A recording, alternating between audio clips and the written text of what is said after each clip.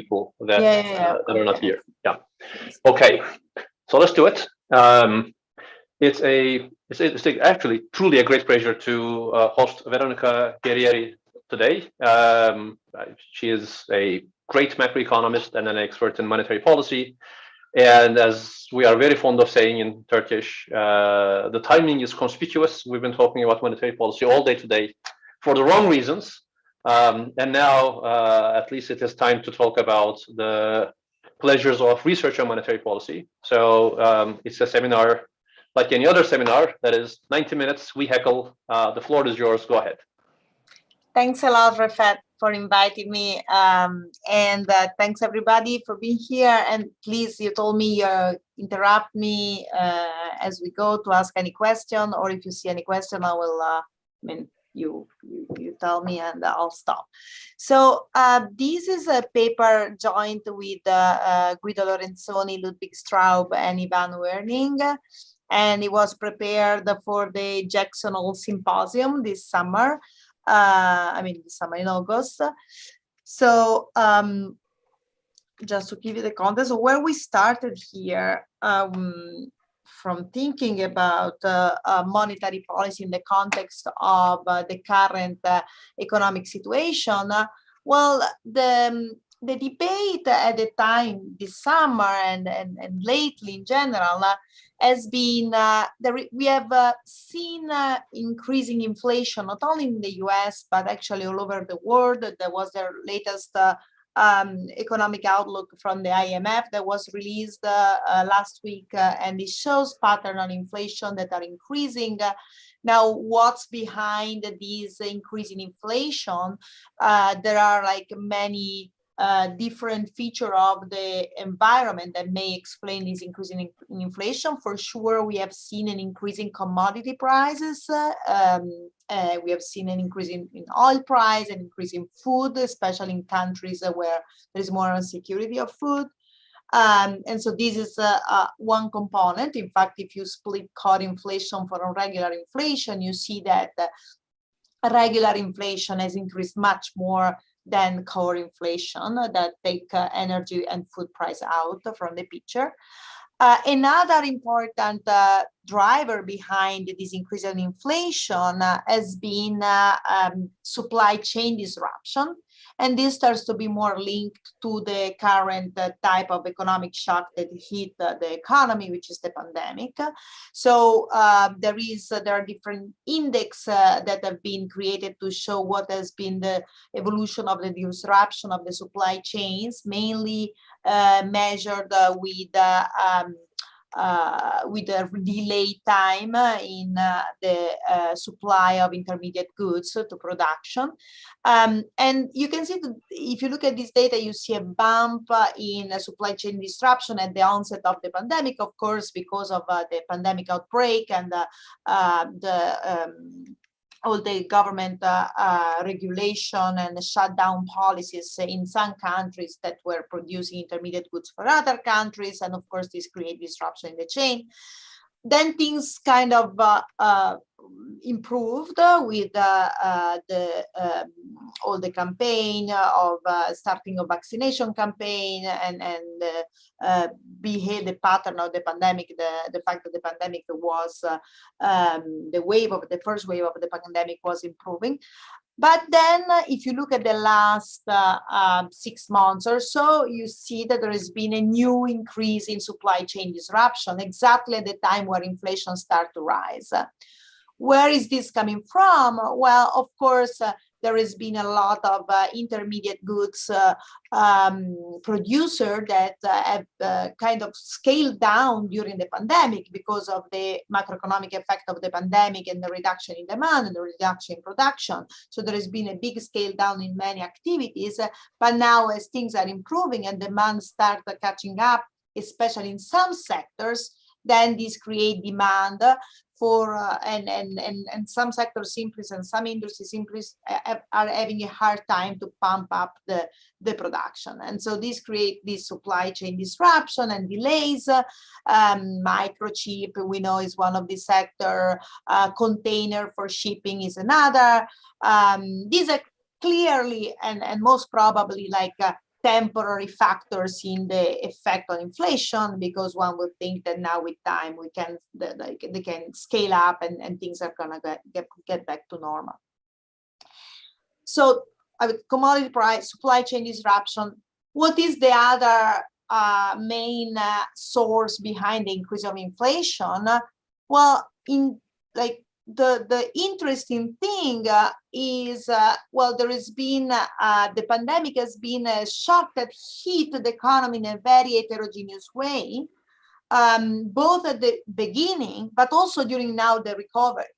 So the pandemic hit some sector more hard, and of course the sectors that were hit more hard were the sectors where there was more requirement for personal interaction in the trading of goods and services, while other sectors that did not require that much or could kind of move to digital and reconvert to a more online platform were hit less hard.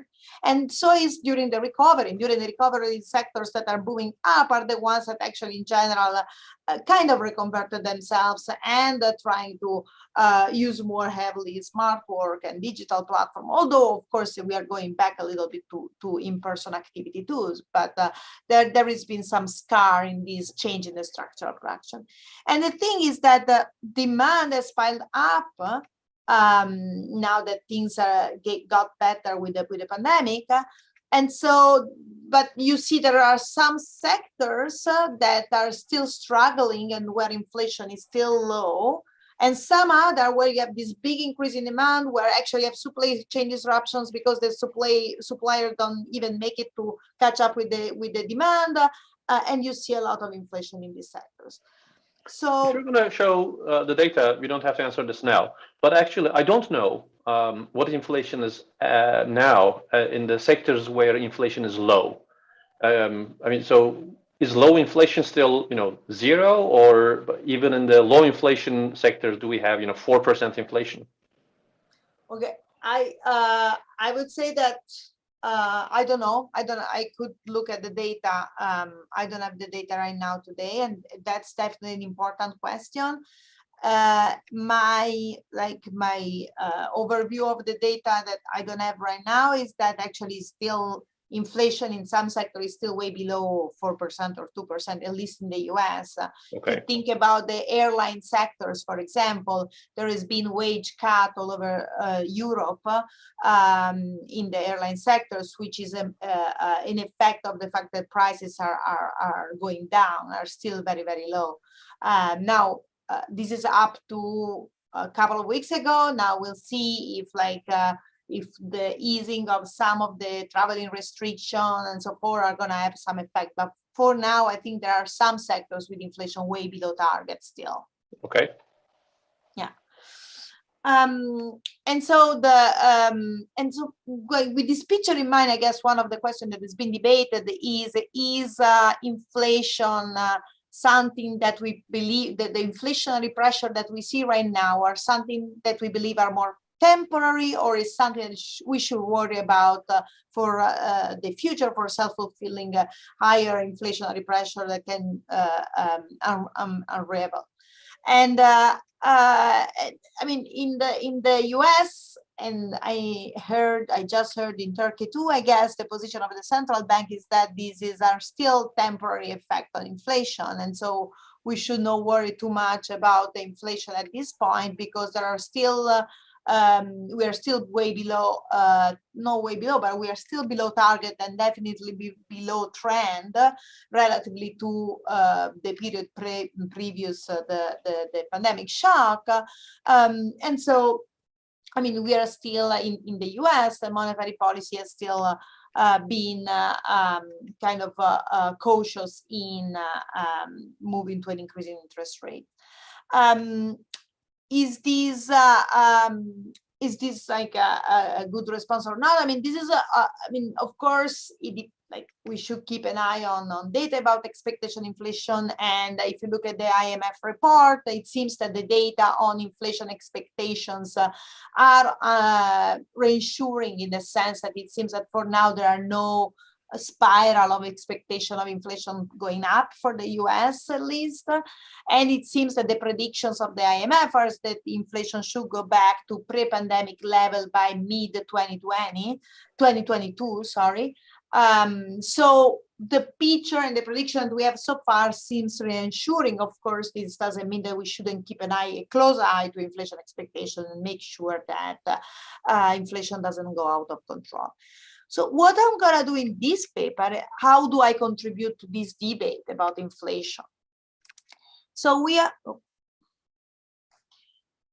so our perspective is more like, let's think about the specific nature of the pandemic and the fact that this has been an unbalanced shock. And let's focus on the fact that, let's ask the question whether, given the specific nature of the shock, is it clear or the prescription of optimal monetary policy? So a standard conventional monetary policy uses typically one instrument, that is the interest rate, right? And in a model, representative agent model, and in many standard models, we have the luxury of the divine coincidence that tells us, give me 1 second, that tells us that we can achieve at the same time low inflation and low unemployment, and that if we face a negative shock of a recessionary shock, the recipe is easy. You just cut interest rate, and this is going to help both keeping inflation down and in increasing. So actually, there are already deflationary pressure, so you are not worried about inflation, but you want to stimulate demand. Now, the thing is different now, because we have instead a shock that hits different sectors in a different way. So it's kind of a strict jacket for the central bank, because if you try to cut interest rate, you're going to help those sectors that are actually struggling to recover, that still exhibits high levels of unemployment rate, for example, airline sector I mentioned before. But on the other hand, you would like to increase interest rate to reduce inflationary pressures in sectors that instead are booming and are experiencing supply chain disruptions and so forth. Yeah, Rafat, you have a question. You had a question. Is this question functionally any different from optimal monetary policy in a monetary union, where countries are hit by different shocks? It's close, so there are resemblance. So I'm gonna point, like, for example, to some effects that are common to some papers in that literature. It's definitely similar. So it is a multi-sector model. We're gonna think about a multi-sector model. Of course, when you think of multiple sector, you can think about multiple country in a similar context, and there are similarities. Of course, I'm gonna talk about one feature of the economy I'm gonna focus on is reallocation of factors of productions. Mm-hmm. And in that sense, maybe like the effect of monetary policy on a country, reallocation from one sector to another, of course, is a little different from reallocation of labor from one country to another because of a series of other policy issues about labor mobility, right? But there are definitely similarities in that respect. I do also have a very quick question. Maybe that's really tangential or irrelevant. But for the problem that you're posing, maybe average inflation targeting might be something that help the other sectors that are struggling, because you really don't have to do either, play around with the interest rates and then just promise higher inflation in the future. So average inflation targeting, in a sense, like what the Fed is doing in the United States, it's something that poses less emphasis on immediate response of inflation. So in a sense, it's a cautious way of responding to inflation. It's kind of saying, let's wait and see what happens. So in a sense, if we believe that in such an environment, we should tolerate a little bit higher level of inflation because it's temporary, then this is probably a good answer. And I think it's working for now. Now, of course, there are also other questions, which is the time horizon across which you average inflation is not being defined even by the Fed, and some people are concerned that these could de-anchor inflation expectations, and we should take that into consideration as well. May I ask a related question? So, so I guess it's either central bank is currently pursuing this type of policy, or there was a happy episode in history, they might have accidentally implemented this type of policy, right? So is it like a pure optimal policy design question where normative thing to do is this, or as opposed to will there be anything related to actual state of affairs related to this policy design currently happening or happening at some point in history? So what I'm asking in this paper is a very specific question, which is if we have a multi-sector model, there is what, so is it the standard one target, one like measure of inflation, a good objective, inflation targeting is a good objective by itself, or should we also consider other feature of the economy? And I'm gonna tell you, I'm gonna show one argument I'm gonna make is that once we consider a multi-sector model, like, and this is similar to what Refat was doing in international literature, one important thing that we wanna pay a little bit of attention is the relative prices across sectors, not only the average level of prices or inflation, but also the movement of relative prices, because if you have an asymmetric shock, you wanna, the relative price should adjust in appropriate way. And so if you have some rigidities in the model, that may not be possible. And in particular, we are gonna show that if we have some price rigidities and downward wage rigidities, accepting a little bit more inflation is a way to help adjusting the relative price. So in general, in a world with rigidity, it's much more difficult adjusting relative prices by reducing prices than increasing. And so in that sense, a little bit of a higher inflation may be tolerated more in a multi-sector model. I see. And then one second. And then the second thing we're going to ask, how things change if we consider that there is that a shock, an asymmetric shock, may generate reallocation of factors of production, or not only reallocation of demand in response to relative prices. And that may be an efficient response of the economy if we believe that the shock is permanent in some dimension. And then what I'm gonna be arguing today is that there is a common view that if we believe that the pandemic has some persistent effect on the structure of the economy, so if we believe that some of the effect of the pandemic are going to persist in the post-pandemic world, and some sectors are going to decline forever, and some sectors are going to be larger in the post-pandemic world, some reallocation of labor is actually efficient. But there is an argument that tells us if this is true, then maybe we want to do actually more contractionary monetary policy, because by expanding the economy, we are keeping alive some sectors that are going to decline, that should decline anyway at some point. And so you're going to protract an economy that is sclerotic and is not efficient anymore. And that force is going to be in our model. But there is going to be another force that we are going to emphasize that tells us that actually, let's be careful, because it may be actually that a little bit more inflation is going to help reallocation of labor. Why? Because there is another mechanism that, again, if relative price is is what matters, and if the efficient response to an asymmetric shock is a change in relative prices, well, then the booming sector is going to see an increase in inflation. But this is going to imply also an increase in wages in the sector.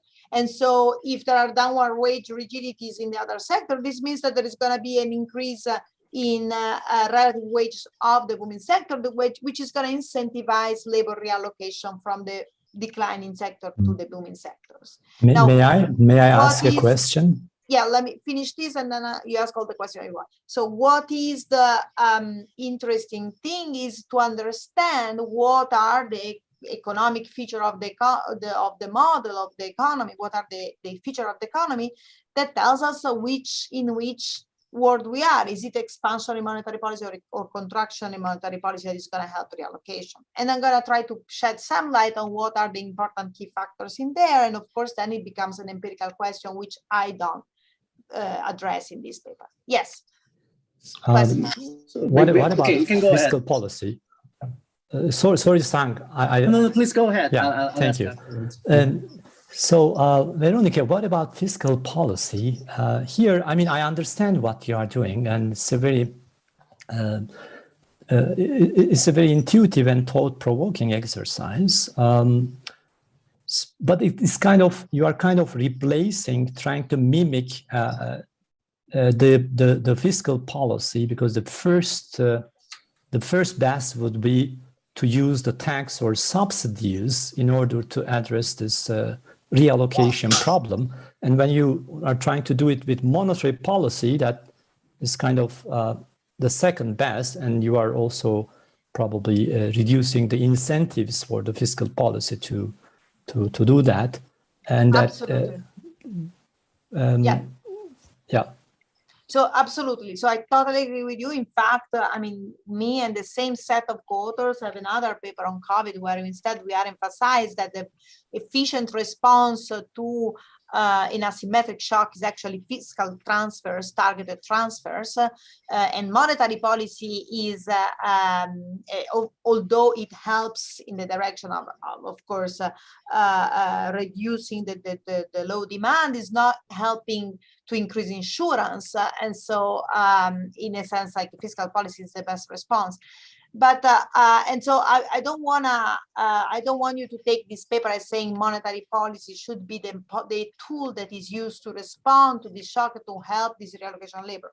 What I want to instead deliver is that there have been arguments out there saying, well, let's be careful about expansionary monetary policy, because one negative effect of expansionary monetary policy is dampening the reallocation of labor across sectors. And so it's sclerotized the economy, and this is going to have negative effect on the long run.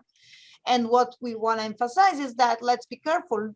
That's not obvious. So maybe we should not be, maybe we should be worried about expansionary monetary policy if there is the anchoring inflation or so forth, but let's not use this argument without going deeper into that and try to understand if that works or not, because they actually there is another force that goes in the opposite direction. That's how I would like to. Yeah. So I was going to ask a similar question, but now your explanation clarified. This is actually possibly a critique or possibly a proposal of what to do, taking reallocation into account. Now I understand what you're doing here. So it's like optimal policy that takes sectoral issues into account if fiscal policy were not able to be so active, right? That's what's happening. And I'm going to show you at the end something to show that, of course, with fiscal policy, we are doing much better. Monetary policy can do much better, achieving lower inflation and keeping. But this is like very active monetary policy, quite passive fiscal policy type regime here. That's what I'm thinking. And I'm wondering, I think it's very interesting what you're saying. So here, the monetary policy may or may not facilitate the sectoral reallocation. And that might be probably the step, whether the result goes in one direction or the other might depend on things like, let's say, labor adjustment costs when they move from one sector to the other. Is that the key parameter that drives the result? So there is labor adjustment cost. The key feature of the economy that is going to tell us what the results is going to be, at least in our model. Of course, there may be other ingredients that we are missing here, but is the type of rigidity. In particular, if wages are downward rigid, then our force dominator, and actually expansionary monetary policy is going to be incentivize reallocation. If instead wages are fully rigid, that do not adjust upward either, then it goes in the other direction. This is an example I'm going to show you. Of course, there are also Cobb-Douglas assumptions here, but that's the nature of the wage rigidity is what matters. And in the rest of the talk, I'm going to try to explain that. So maybe let me hold on to explain this in more. Thank you. Thank you for the clarification. Thank you. Other questions? Okay, so let me briefly mention literature. I mean, there has been a lot of work, of course, on COVID and here, like not to forget anybody, I'm not gonna cite any, but there is a lot of work on pandemic, great work that I appreciate. Here, I'm gonna just focus on two strands of literature that are more related to this specific question about monetary policy in heterogeneous sectors model. And there is a first type of a first strand of literature or theoretical literature that has focused on optimal inflation following asymmetric shocks. And so emphasizing the role of price adjustment or relative price adjustment, that is what is crucial in our model. So there is a very nice paper by Aoki from 2001. There is a paper by Woodford in 2003, Benigno 2004, and then a more recent paper by Elisa Rubo from 2020. So this paper also focuses on asymmetric shock and relative price adjustment, but they do not have this downward wage rigidity. So they do not have these some of the features that I'm going to be talking about, plus the type of, in many of these papers, some measure of average inflation with different weight is still gonna be the optimal target, because, for example, they study different feature of different sectors. Some sectors are have more rigid wages than others, and so they can weight differently those sectors. In our paper, that's not possible, because which is the sector that we should put more weight on depends on the nature of the shock. It's not something that is fundamental different about the sectors. It's really which sectors are hit more heavily by the shock. Then they are the ones that actually we know are going to experience lower inflation, and so we should put a little bit more weight on those, but we don't know until we don't see the shock, and so an average measure of inflation is not going to work in our work. But many of the intuition are similar to those papers. And then there is another very nice literature that relates to our problem of labor reallocation more specifically. And of course, there is a lot of, I'm just going to cite some of the seminal work here. There is work by Ricardo Caballero and Amour in 1991 that actually emphasize that there are two types of views, a liquidationist view and a reverse liquidationist, I don't know how to pronounce it, view. So basically one view emphasizes that actually maybe reallocating labor or restructuring the economy during a recession is actually good, because it's a moment in which you have destruction anyway, so better to use that moment to reallocate a factor of production to the more productive sectors.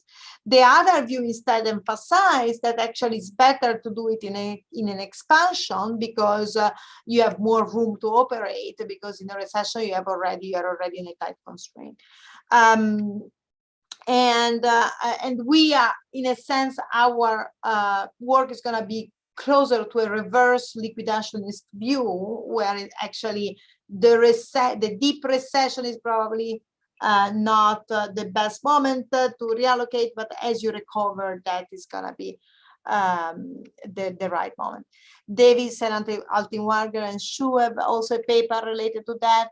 There is a nice paper by Barrero, Bloom, and Davis that was actually in the Jackson Hole 1 year ago that is an important starting point for our work, because it emphasizes the persistent nature of the pandemic. So it's emphasizing that actually some survey data show that they predict that some of the sectors that are suffering now, they're probably going to suffer even after the pandemic is gone, and some of the sectors that actually reconverted to more online work are going to be probably more active even after after the pandemic is gonna be over. And so this is a little bit of a starting point for our question about labor reallocation, because of course, if this matters only if we believe this is a persistent shock, right? If we believe it's a temporary shock, we don't want to have labor reallocation, because it's just labor reallocation is something that takes some time, and if this is a temporary shock, we are going to be over. Of course, it depends how temporary it is, but if we believe that some of that's going to be persistent, that we think is efficient to reallocate labor. And then there is a nice paper, recent paper by Chodororai and Whelan that I'm going to also show you some result at the end that is related and seems consistent with our story. Any question? Okay, so, and of course, this paper is also related to our previous paper, again, with my set of co-authors on the pandemic and starting to think of a pandemic in a simple model with two sectors. And I'm gonna connect to that as we move on in the paper. Okay, so if you don't have any questions, so this is the preferences standard. Agents are infinitely lived and they care about consumptions.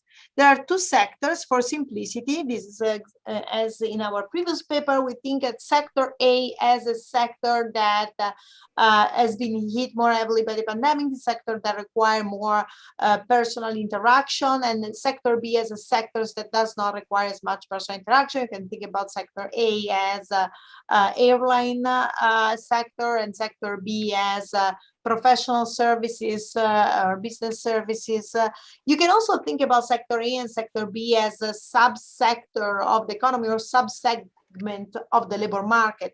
One example is restaurant. During the recovery, you can think about sector A and sector B. For example, within the restaurant, restaurant sector, you can think about sector A as in-person restaurant and sector B as restaurant that specialize or chain that specialize in takeout food and delivery food. So there has been evidence that there has been a big increase in that. In fact, there was a shortage in labor supply for those sectors. So you can think about it in a like more within an industry or across sectors. There are different ways, and of course, a nice model, quantitative. If one wanted to kind of empirically estimate this model, you would need a richer structure of a sector to think about that. But for now, let's stick with two. So there is an aggregator function G that tells us the composite of the consumption good depends on both goods that are produced in sector A and goods produced in sector B, and omega is the relative way, it's a preference across parameter across the two good type of goods, and tells us the relative demand for good A relative to good B. Okay.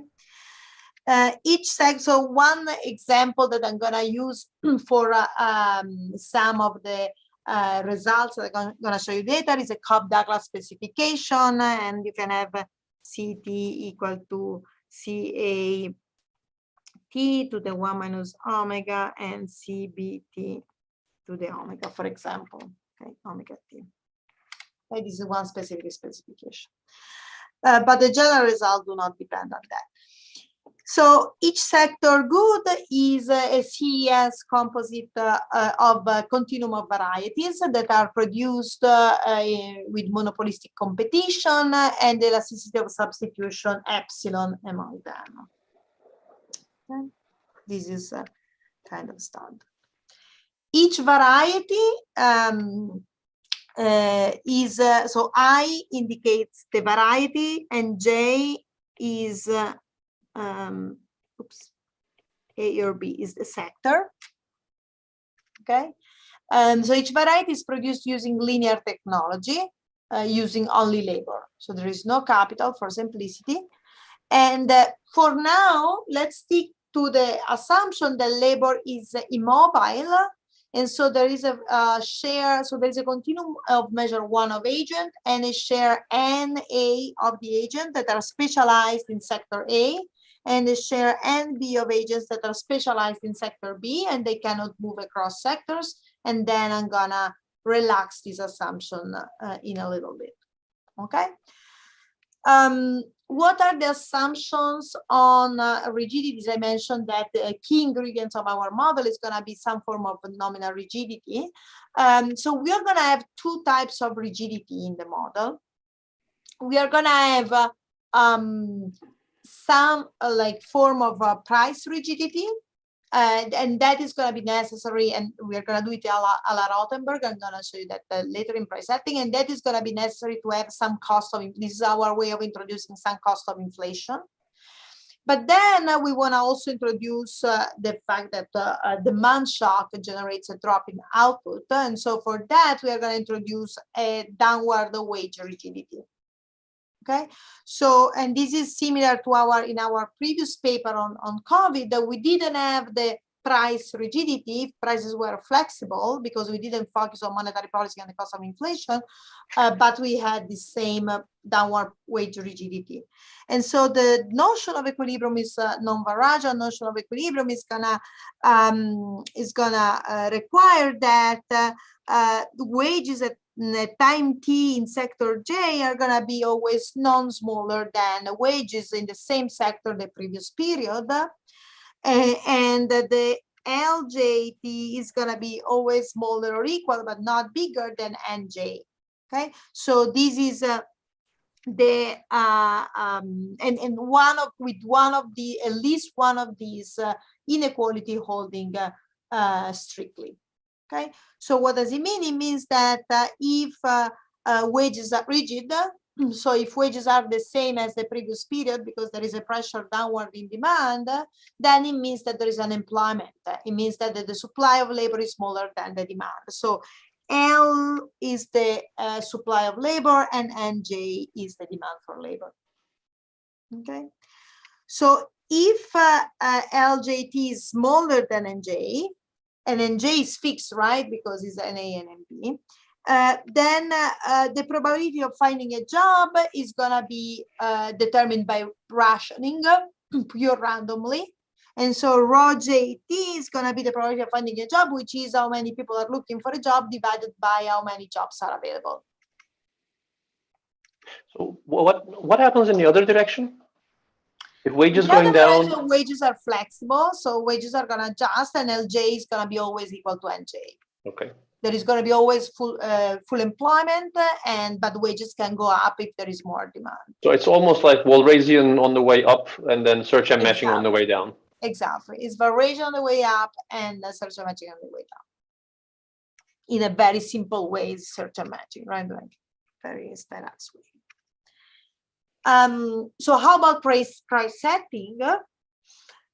So each variety is produced by a monopolist, and if you change the price of the variety, you're going to pay. And this is the way in which I was saying we are following Rothenberg here, introducing it for simplicity because it's more tractable. And so if you change price, you have to pay a cost that is in terms of consumption goods, that is given by the square of the change in the price that you're doing, in percentage points, proportional to the amount of good that you are selling, that you're trading. And then phi is a parameter that tells us basically the intensity of these adjustment costs. Okay, so if you move 5, you can have more or less price rigidity. So each household has a continuum of workers. So we have a large household that fully insure within the household. So each household has a continuum of workers of type NA and NB. So they are fully insured against the market, and they also own a representative share of the firms in A and in B. So basically, this is to simplify the household side. We have a representative. We can focus on a representative household. Yeah. Can I ask a clarifying question? Presumably, these sectors have different price stickiness. Sorry. These sectors presumably might have different price stickiness. Yes. So if I want, so you know that can basically just introduce by playing around with the phi. So if I were to so here we are not. Yeah, so here we are not allowing for heterogeneous phi. So the way in which we are gonna achieve that we have different price stickiness is more on the wage side, meaning that because some sectors endogenously, because some sectors are hit more by the demand. So our shock, let me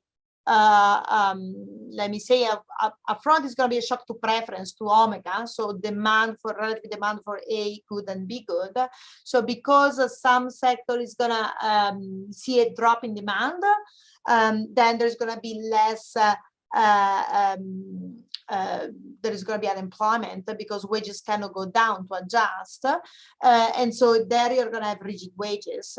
While the other sectors that see any boom in demand, they're not going to see as Rafat was saying, it's fully variation, so they're going to be a full employment, so they don't have rigidity. So in that sense, sectors that are hit by a downward demand shock are going to be the rigid one, and the ones that are booming are not rigid. But all sectors face this instead, the price rigidity in a homogeneous way. Now, you could potentially enrich the model, introducing a heterogeneous phi depending on the sectors, and that would be interesting, and adding some layers. And but we don't do that for now. Yeah. All right. All right. So then we have a usual constant subsidy that is lump sum rebated to correct for the monopolistic distortion here. Okay, so now this is the model, and the game is going to be that we are going to look for a steady state, and then we are going to do a one-time unexpected permanent shock to preferences. Okay, so let's first and then ask the question of what is the effect of monetary policy, what is optimal monetary policy, and so forth. And then we're going to also introduce labor mobility, and again face the same questions. So let's first characterize the steady state. So then we can start from there. What happens in steady state? So the economy starts from full employment and zero inflation. And all the steady state prices and wages are going to be equal to 1 from assumption. So like PA bar, let me indicate with bar, the steady state is going to be equal to PB bar is going to be equal to omega, the wage in sector. No, this looks like the preference shock. Wait. Yeah, better. WA equal to WB equal to 1. Okay, and then they are going to be equal all to 1 from this assumption, as we're going to assume that this G function, the relative, the marginal effect of consumption, change in consumption in good A is going to be equal to the marginal effect of consumption of good B. Okay, so this is going to give us that in steady state, the relative prices are going to be equal to 1. The GCA, this is the derivative with respect to CA? Yeah. Okay. Yeah, this is the derivative of G with respect to CA. And in the Cobb-Douglas word, again, remember that G is equal, just to keep it concrete, right? Is just the omega is the share, right? So should I interpret that as a marginal product of labor? The derivatives there, are they marginal product of labor?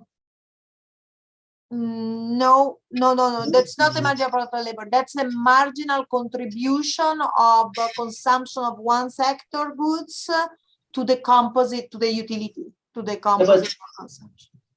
Okay, so because I don't see then how labor, where the labor optimality. You substituted NA and MB there. So I thought in equilibrium, Y is equal to NA and MB. Yeah, it is.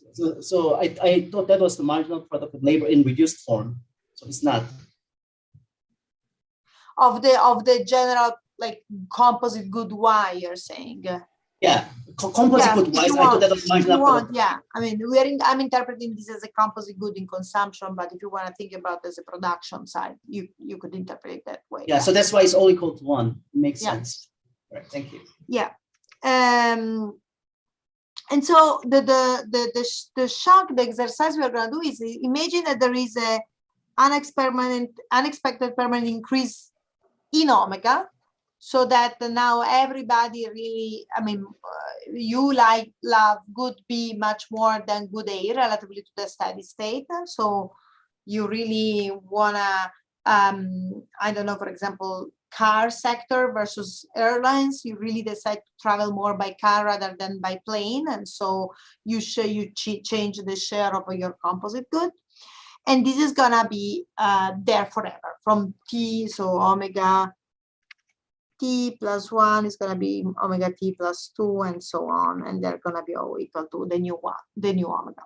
Okay, and then we do a simplification so that we can focus on the effect all the time T. Time T is the time of the shock, where and at T minus 1 it was omega bar, and so the simplification that you do is that from time T plus 1 on, so time T everything is as I described, and then from T plus 1 on prices are going to be flexible. Guys, we're going to go at a flexible price allocation.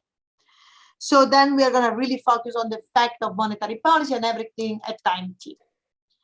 And now the question is, what is the set of feasible allocations and inflation rates that monetary policy can achieve, and what is the optimal one? So there are two equilibrium conditions that are helping resolve this problem. One is the relatively demand for the two goods is going to be equal to Y over YB, is going to be a function of the relative price simply and the preference shock. Okay, and this is oops, yeah. So before the shocks, this F function tells us what is the relative output production. So before the shock, when omega was equal to omega bar and PB over PA were equal to 1, right? Because PB is equal to 1 and PA is equal to 1, then F1 omega bar, we know that is equal to NA over NB because we had the full employment, right? And now after the shock, instead, now we have the new omega. So with the new omega, even if the PB over PA are equal to 1, this would be smaller than an NA over NB because of the function. And so more generally, now PB and P over PA are going to respond. And so this is what the function is going to tell us. Now, on top of that, we have a function that tells us what is the price set, rearranging the algebra. We have a function that tells us what's the price setting in each sectors and gives us this equation here. Now, remember that prices are at 1 in steady state. So PJ bigger than 1 means inflation here, right? And PJ lower than 1 means deflation. And so what this equation tells us, something very intuitive, there is only labor in this economy. So when the cost of the marginal cost of production is the relative wage is W. So when the real wage is bigger than the price that you're getting, then you're gonna inflate. Okay, so this is and of course this is gonna depend on phi, which is the adjustment, the cost of adjustment, and it's going to depend on epsilon, which is also the relative substitutability across different goods. Okay, so what's happening here is that there is going to be, the two sectors are going to behave in two possible ways. Either we have unemployment and wages and prices are rigid because are at 1, our wages are stuck at 1, and so prices are going to be stuck at 1, and there is no inflation, or we have full employment, but then prices can increase. And so let me use a simple graphical representation to show you this. So here we have sector A on the left and sector B on the right. The blue line is the supply, and the L shape, inverse L shape, comes from the downward wage rigidity assumption, And then the purple line are demand functions. And so we start from the dotted point, right? So we start from an equilibrium where we have 0 unemployment and where we have price is equal to 1. Here is 1. We start from this point here. And then we have this omega increase shock. What's this is gonna mean? It's gonna be more demand. Give 1 second, Refat. It's gonna imply that there is more demand for good B and less demand for good A. And so what's gonna happen is that, well, in a good A sector, because wages cannot go down, we are gonna have unemployment, and this is unemployment, and no inflation, because wages are fixed at 1, and so prices by the price setting equation tells us they're going to be equal to 1. On the other hand, in the B sectors where we have a booming demand, we know that prices are flexible on the upward and wages are flexible on the upside. And so there is going to be this booming demand is going to translate into inflation because we are already at full employment, and so there is no much more than we can do on the supply side. Yes, perfect. So there are several things here that are different from the, I mean, of course, that's the value added of the paper, but different from the way that I'm used to thinking about inflation. In that, one, the shock I'm looking at is a permanent shock, right? And right, so the steady state is changing, and steady state relative prices are changing, and some things ought to change.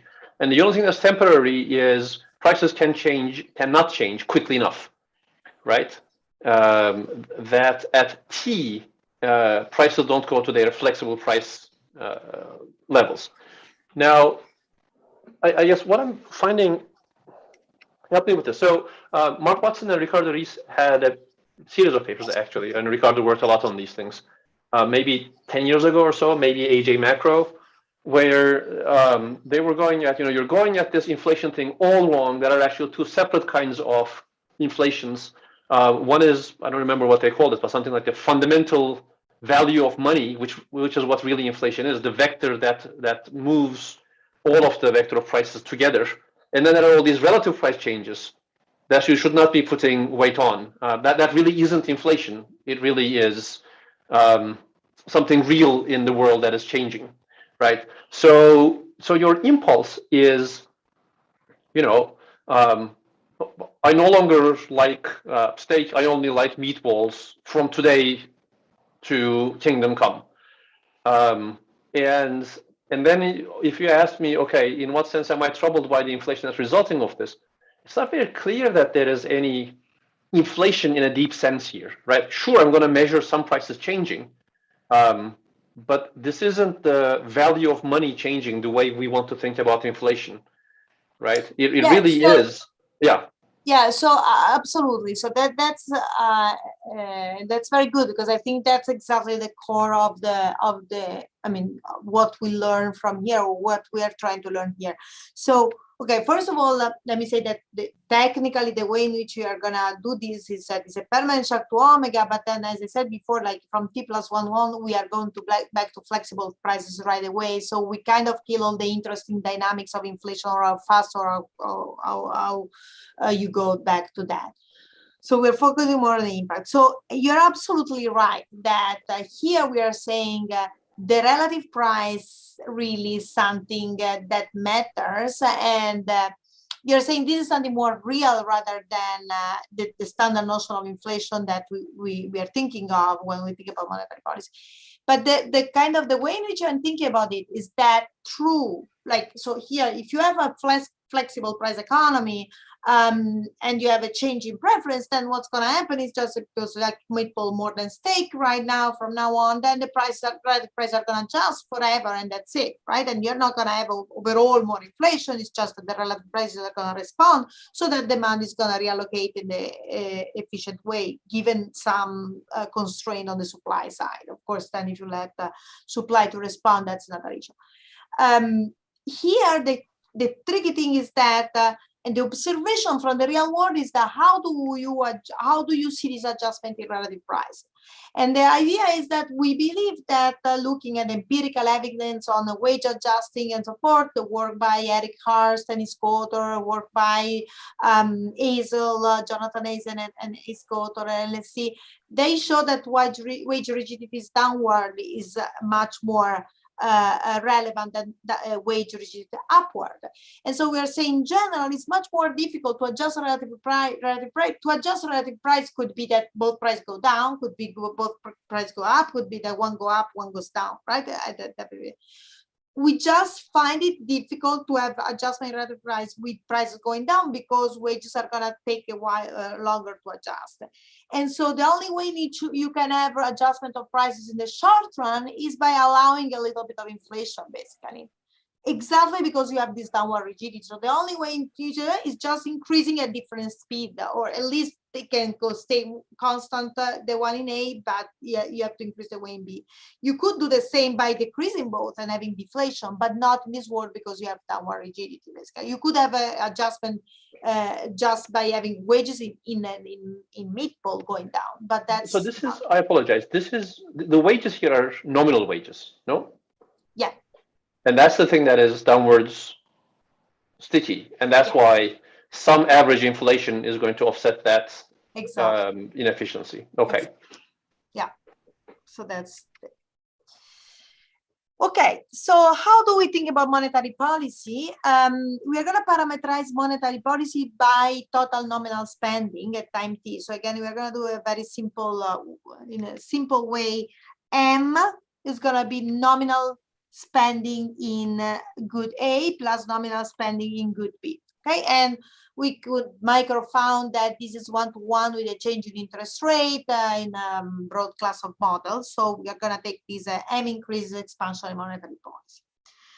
We are going to show that there are two cutoffs, M prime and M double prime, with M prime smaller than M double prime, such that if M is below, so if total spending is below some M prime cutoff, and we are going to have unemployment in both sectors.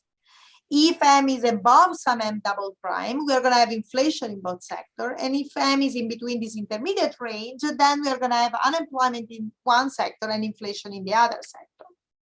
Okay, so here is what we get with some numerical simulation. So this is M on the x-axis. So you see here, this is M prime, and this is M double prime in this numerical example. So when we are on the left of M prime, and this is unemployment, and this is inflation, same thing, M prime, M double prime. So when we are below M prime, it means that demand is so low that there is not even enough demand to fully employ workers in sector, not even in sector B. And so both sector A and sector B are gonna experience some degree of unemployment. Of course, you're gonna have more unemployment in sector A because sector A is the one that suffered the negative shock relative to sector B, but you're still gonna have some unemployment in sector B.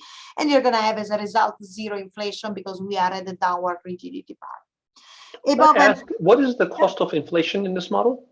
Is the Rothenberg cost of adjusting prices. Okay, so it's not the distributional cost. It really is the deadweight loss of paying for price changes. Okay. Yeah, for simplicity, we are doing this way. It's just the cost in terms of consumption goods. Okay. Okay. Which is proportional to the level of activity. That's right. By assumption. And then above M double prime means that we are going to have full employment in both sectors. There's enough demand for having full employment in both sectors. And so we are going to have inflation that rise. And of course, we're going to have more inflation in sector B because the one that is the one with the relative more demand. Now, in between, we are going to have sector A that is in unemployment, that has some degree of unemployment that is decreasing as M increases, but is always positive. And sector B instead, so M prime is actually defined as the level of M such that the sector B is at full employment. And inflation, the mirror thing of this is that we're going to have zero inflation in sector A, but positive inflation increasing in M in sector B. So you see already the trade-off, right? If you expand inflation, monetary policy, if you expand M, you're gonna help reducing unemployment in sector A, but you're gonna have an increase in inflation in sector B. Now, where is optimal policy, monetary policy in this?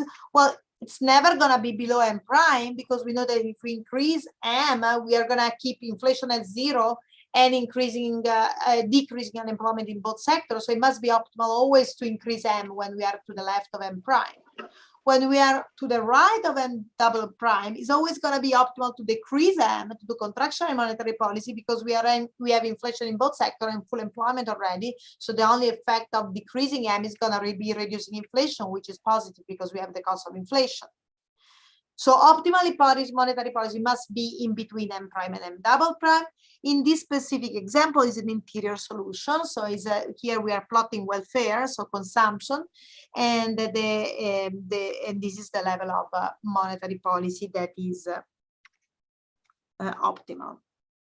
Okay, so a different way of looking at that is that basically this implies, this two sectors model implies a decreasing of Phillips curve, a little bit like a cost push shock, but for different reasons. So the slope of the Phillips curve is negative, and we do not have divine coincidence.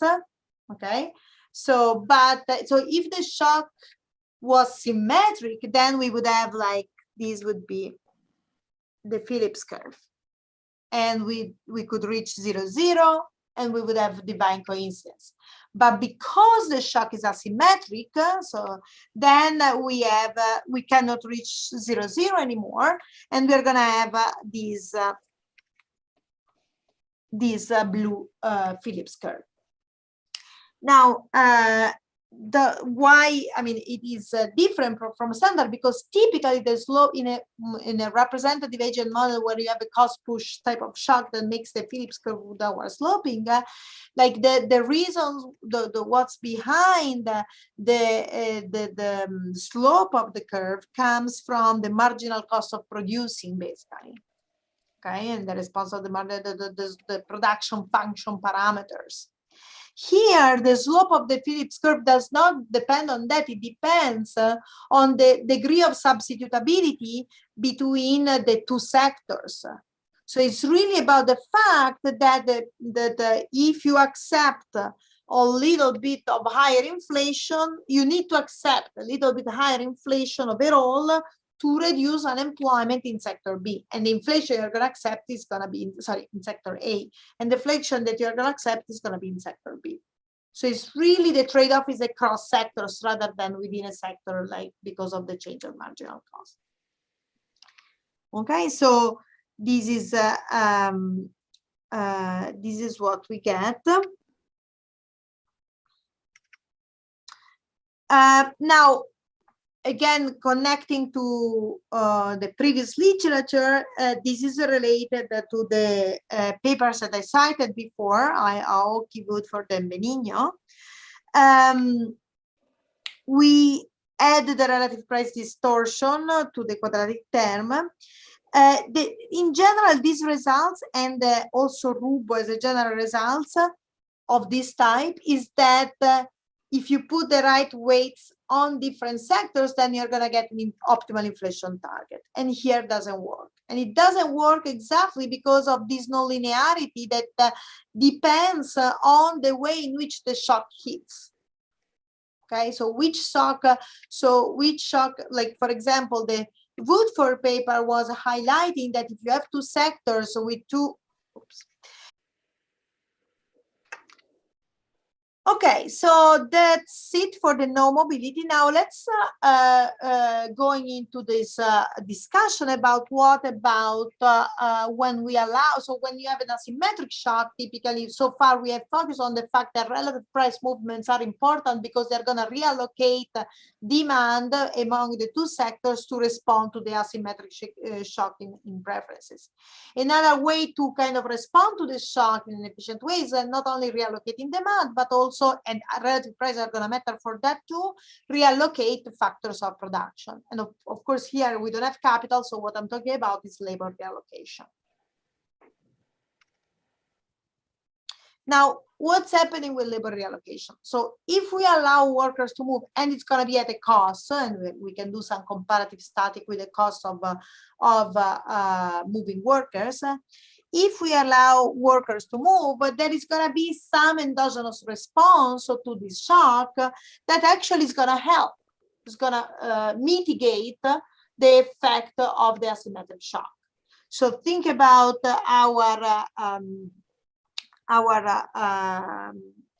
this dotted line now are the shock with no mobility, the ones that I've shown you before. So before we were here in terms of output, sorry, right here, right? This is the beginning, the NA, and this is like with the LA with the shock. And here we were here.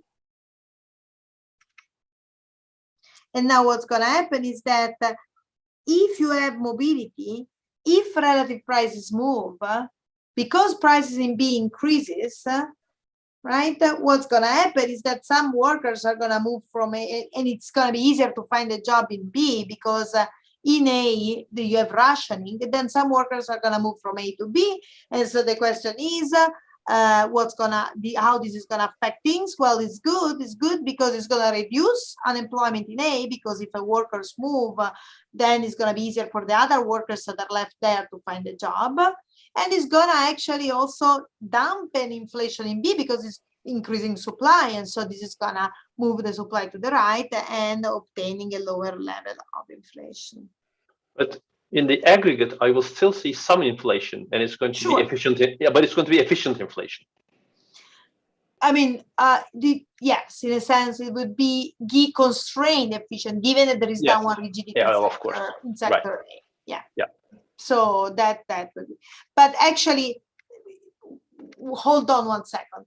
Okay. It's not necessarily efficient. In fact, I'm going to show that, so what I'm going to argue is that there is always, in this model, there is always not enough, so the one that is going to there is going to be efficient, and I'm going to argue that in our baseline model, actually, you would like a little bit more inflation than what the economy, the ones the economy would converge to, because there is not enough mobility in equilibrium, because workers do not take into consideration this externality effect.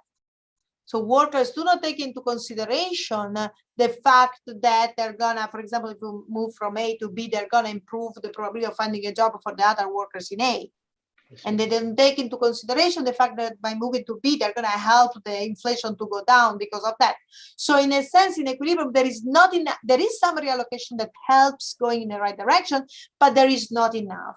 Okay. And then the question is gonna be, if there is not enough in a reallocation, optimal policy should incentivize more reallocation. And is contractionary or expansionary monetary policy gonna help to that? And that's the next question. Just for my benefit, so then the implication is, so in this model, it's possible some inflation is if constrained optimal, but if the central bank were trying to abide by very strict inflation targeting at the lower level of inflation, that's going to actually hamper sectoral allocation. So there's going to be efficiency loss coming from less than desirable amount of sectoral allocation in labor. Am I correct to think of it this way? That's what I'm gonna talk about next, and it depends on the assumption in our baseline model. Yes, but I'm gonna depend on the relative wage rigidities in different sectors. Exactly. Yes. Okay. Yeah. Thank you. You're welcome. So how do we introduce mobility? So households can move workers from one. So remember, households are big and they have a representative sample of workers, so they can move workers from one sector to another. The total amount of workers still gonna be 1. So if you move a sector, if you increase the number of workers in B, you are reducing the number of workers in A by the same amount. Sorry, mass, not number. okay? And there is a quadratic cost of moving them that is a psi, that depends on this parameter psi, which is going to be our parameter that kind of indicated the represent the degree of cost of mobility in the economy. And then we have already the same notation from before. RAT is going to be the probability of finding a job in sector A. Okay, so what is the optimal decision of households about how move workers from between sectors A and B?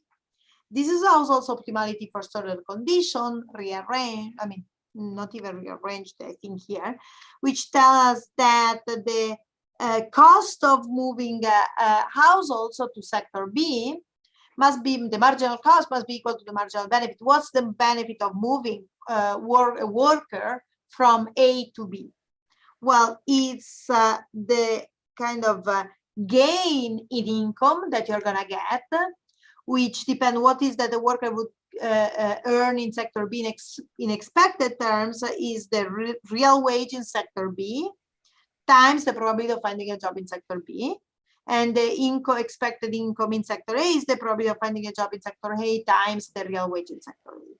Okay, so the difference between the two is the marginal benefit of moving in A, in B, and you can see that we know that rho B is equal to 1, while rho A is smaller than 1. So the first order effect is that people would like to move to B because the probability of finding a job is higher, and also we know that W A is 1 and WB is going to increase, so there is an incentive to move to B.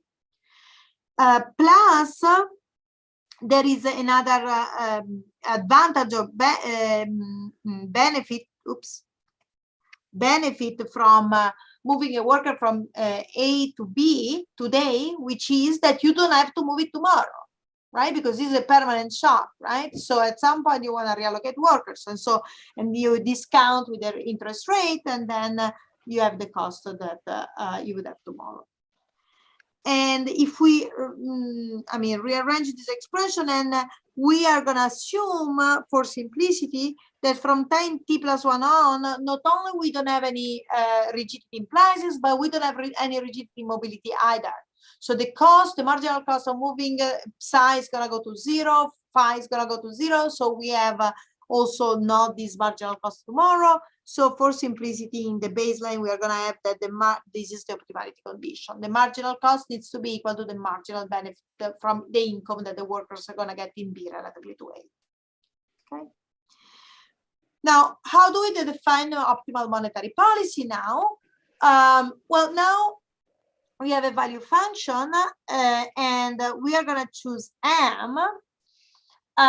M, the central bank is going to choose M. M has a direct effect on the value function throughout the standard mechanism that we have seen before, the effect that is going to have on demand in both sectors, that is going to generate unemployment, inflation, and so forth. But there is another effect of M now, that is everything we have said before. NB is going to change endogenously, right? And NB is going to change endogenously also in response to the monetary policy. So this script N of M is the endogenous optimal response of the household, so moving the decision of workers from A to B in response to the monetary policy. Okay? So if you want, then when we do the optimality condition, we take the derivative with respect to M, we have this optimality condition here. We have that M affect directly B through the standard effect we have emphasized in the no mobility benchmark, plus we have an effect on of M on N, and then the NB is going to have an effect on B. Okay, so the second term, so if you want, we are gonna assume. So you can think that what we have done so far, what I've done before in the no mobility, doesn't have this second term, right? Because NB was fixed. So we are gonna now ask the question: is the fact that there is endogenous labor mobility, generates an expansionary or expansionary bias in monetary policy. And the question is going to be framed simply is that if the second term is going to be positive, means that there is an expansionary bias, because if you increase M, you're going to actually improve on this dimension. If it's negative, then you're going to have a contractionary bias. This is how we define expansionary contractionary. Can I quickly ask, I mean, another, not that this model doesn't have enough of it, but another friction that one might reasonably think about is cost of switting sectors. Right. And if you did that, I guess it would work in the psi, right? This is our our psi here, if you want. Okay, is this who's bearing that cost? The households in terms of consumption. Okay, so then this is exactly what I want it to be. All right. So thank you then. Okay, so now I'm gonna give some name to these two terms so that we are gonna call this mobility wedge, this part here, mobility wedge. So the mobility wedge is the marginal response of the value to the labor reallocation, and we're gonna call mobility effect n prime of M, which is how M is gonna affect the reallocation. Okay, and the main thing is that in a wide class of model, and this is going to be true in our model as well, but it's true more generally than that, the mobility wedge is positive, meaning that if in response to a permanent shock, if you have reallocation to B, you're going to have a positive welfare effect in the economy. Okay, because it's a permanent effect. So what is more contestos, because what's going to be the more interesting part is what is the mobility effect. Meaning, given that you want to increase mobility wedge, does it mean that this creates an expansionary contractionary bias? It depends on whether expanding monetary policy is going to create more or less reallocation. Okay, and here Refat was referring before to the currency union literature. Here I'm citing one paper by actually my co-author Ivan Werning and Emmanuel Fari, and Emmanuel and Ivan had this paper where they show exactly they have this reallocation of labor, and they are emphasizing this congestion externality. So why is that the mobility wedge is positive? So why is that the reallocating workers from A to B as a positive welfare effect? There are two things in our model. One that connect more to the currency union literature is that you have a congestion effect that is if you move workers from A to B, then RA is gonna go down. And so if RA is gonna go down, it's gonna be better for the workers overall, and everybody's gonna be happy. The other effect that is in this paper is that you are also going to have lower inflation in B, right? Because now you're increasing supply in B, and so in response to you had inflation because of the booming demand. Supply was fixed, but now supply is going to increase, and so this is going to dampen the inflationary pressure. So I'm going to focus, so that is true in the most model. What is more controversial is what is n prime M. Okay, and in general is ambiguous and depends on different forces. And I'm going to focus on two examples that are going to give me two different answers. One is an example where we have completely rigid nominal wages. Okay, you have not downward but not upward movement in wages. And the other is instead, I'm sorry, and you have flexible price as well for simplicity. And the other is our baseline, okay, where you have downward rigidity only and Rothenberg cost of inflation. Okay, let me start with this case with a model where you have completely rigid wages and flexible prices for simplicity. So how is the equilibrium notion? I mean, because now we have also, even if we have flexible prices, the rigidity in wages gives us a non-variant version of equilibrium. We are going to assume How do we adjust? Because wages are fixed. We are going to assume that when excess demand in sector J, when there is excess demand in sector J, the price of good J adjusts to clear the goods market. Okay, and the firms in sector J make the extra profit. Okay, it's not completely optimizing because the firms could, like, if they could do that, they would just increase their supply to infinity, but they can increase only to reflect demand, to respond to demand pressures, basically. Okay, so here is what happens with a fully rigid wage model. So we have the mobility wedge, which is the response of the value function to NB, is positive, as we mentioned before, and is positive both because of the effect on the rationing in sector A that is reducing, and is positive because of the effect of inflation in sector B. What about the mobility effect? That is what we care about. The mobility effect is actually negative in this case. Okay, and why is negative? Well, the mobility effect is negative here. Well, because if monetary policy expand here, you're not gonna. I mean, you're not gonna have wages are completely fixed, so you're not gonna adjust, right? So you are actually gonna have just the price of the cost of having of monetary policy, but you're not going to have the benefit of adjusting relative prices. Okay, and so monetary policy in this case, in this simple case, it would be should be less expansionary to promote reallocation. Okay, so here in this example we have a contractionary monetary policy. A lower level of inflation would be embed this additional effect on mobility. This is what's happening.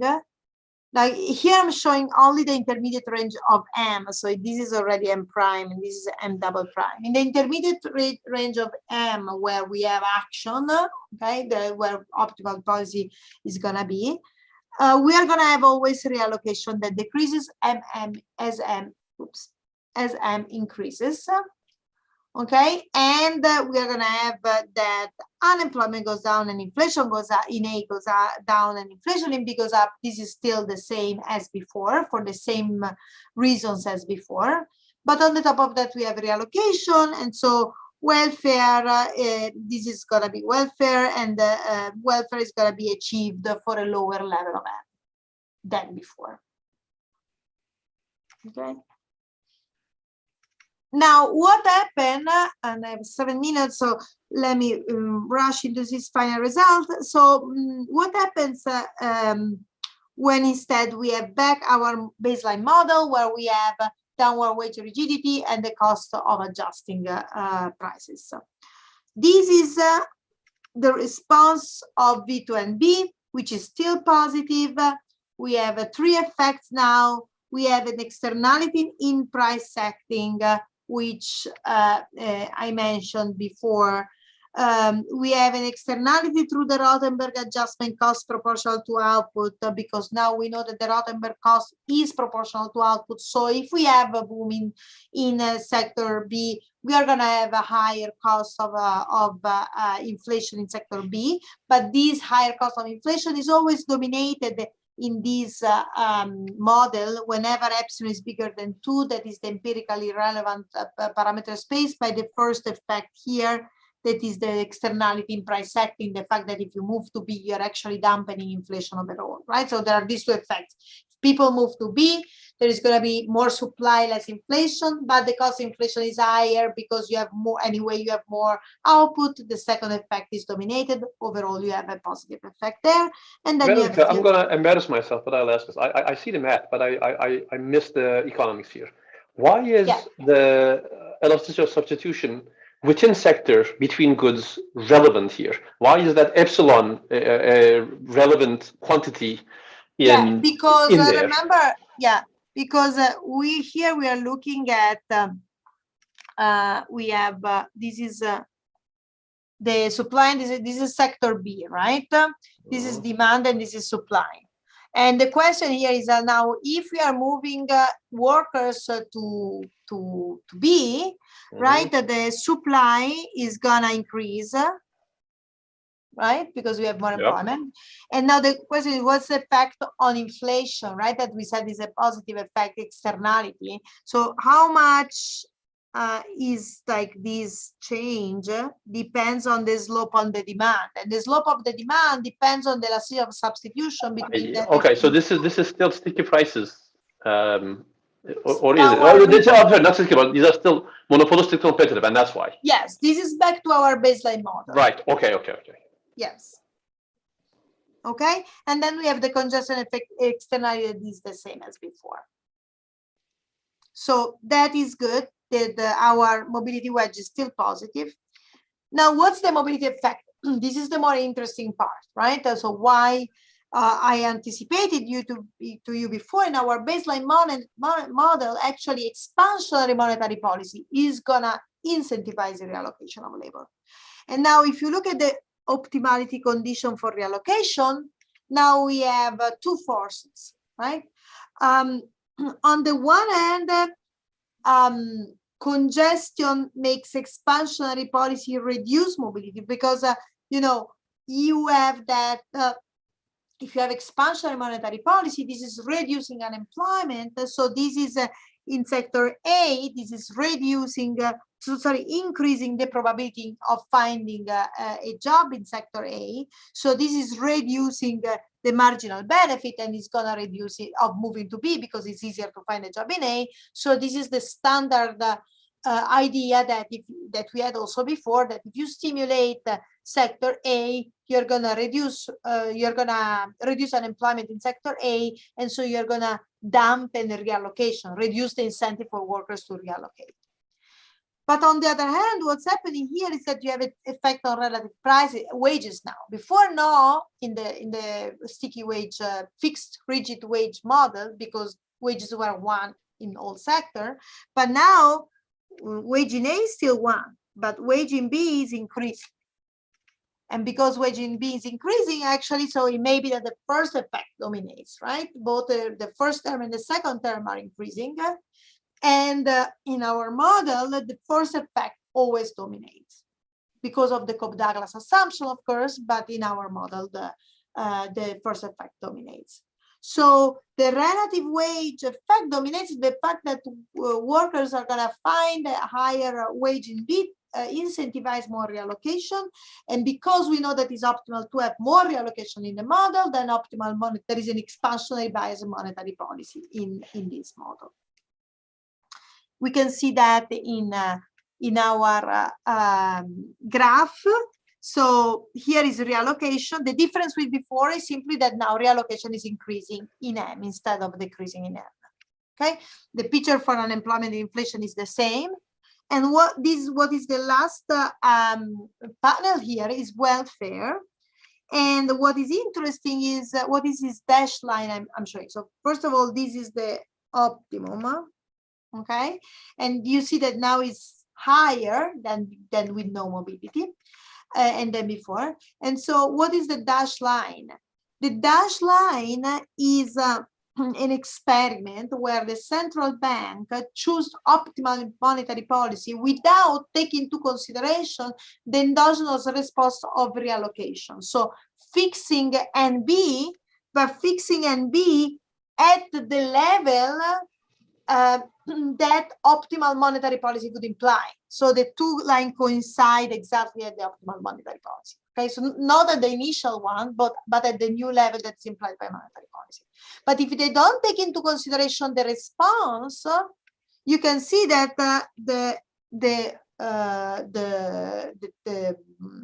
peak for the dashed line is before the peak of the solid line. So you have an expansionary bias. This is our definition of expansionary bias. Do we have any sense of which of these is the more likely empirical case? Whether we should think of, faced with the COVID shock, do we want to think of these elasticities as being large enough, small enough? Which one is it? Exactly. So the question is, so the intuition is, okay, that do we have reallocation expansionary monetary policy is keeping alive some sectors that are declining. So these help finding a job there. On the other hand, it's true there are some sectors that are booming and wages are going to increase. Are workers reallocating in response to that?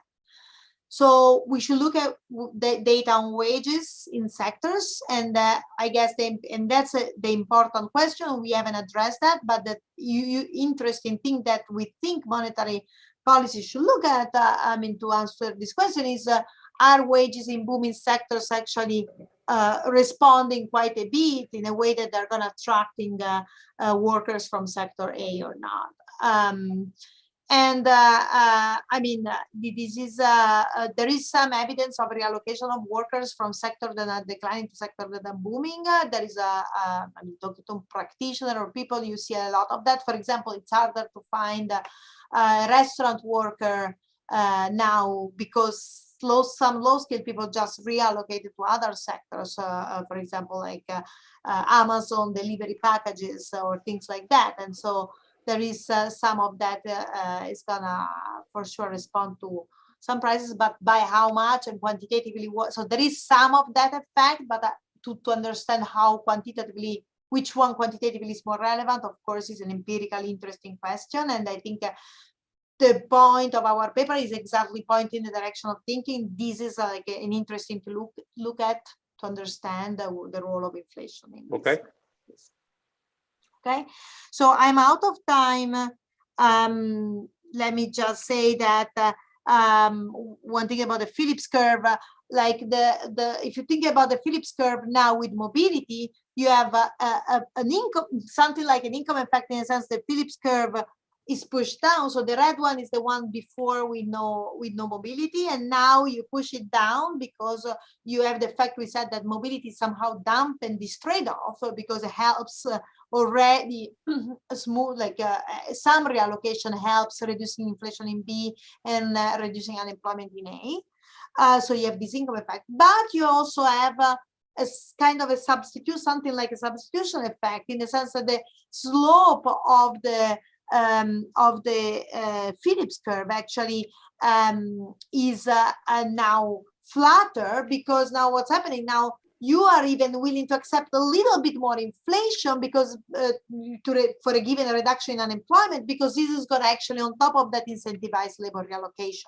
And so it happens here in this numerical example, an interesting thing that the overall level of inflation that is optimal with, if you take into consideration mobility, is higher than if you didn't have mobility, even if you have this income effect that push it down. Now, of course, it doesn't necessarily have to be the case. And of course, this green point here is interesting, is the fiscal policy that was mentioned before. Like if you have other instruments, other policy tools to take care about the optimal reallocation of labor, then you could achieve something that is much better in terms of inflation and unemployment, and you could achieve zero unemployment. You still have no divine coincidence because of the sectoral component, but you could do better. So again, to emphasize that the message of the paper is not that we should use monetary policy necessarily to help in this dimension, but that we should take into consideration these effects of monetary policy.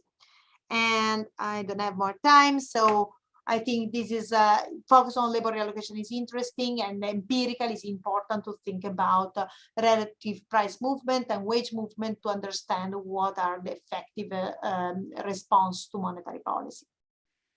Super.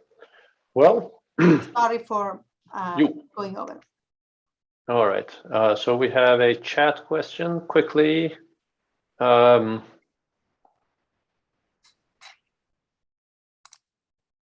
I see. Okay, so shortly the question is, if your shock weren't a permanent shock, but it was a Markov switching regime and you received a switch, do you think the results would carry forward? Yeah, so I mean, I think that if it's not a permanent shock, right, the question is how long the transition is, right? Because if it's a very temporary shock, then you don't want any reallocation of labor, right? Because it's costly and you think that you have to revert it back, so you're paying the cost twice. So the question then becomes, what is the relevant horizon you're thinking of? And of course, if it's like 6 months, maybe you don't want to have any reallocation, but if it starts to be 2 years, then maybe still you want some reallocation, because otherwise people are gonna starve, and then you also have a sector that can boom for a few years and so can be productive. And so it's a question of how persistent the shock is. Excellent. Very good. So very enlightening and stimulating, and I'm happy that there was an ongoing conversation in this seminar. So thank you so very much. As we all know, this doesn't count. In a better world, we're looking forward to having you in person here, and hopefully we'll make it happen. You have one foot in Europe already, so hopefully we'll be able to find the time to do that. But thank you very much for this. Much appreciated, and hopefully you got something out of it too. Absolutely. Thanks a lot for all the comments. Great to talk to you. Excellent. Bye, guys. Good Bye. night, and have a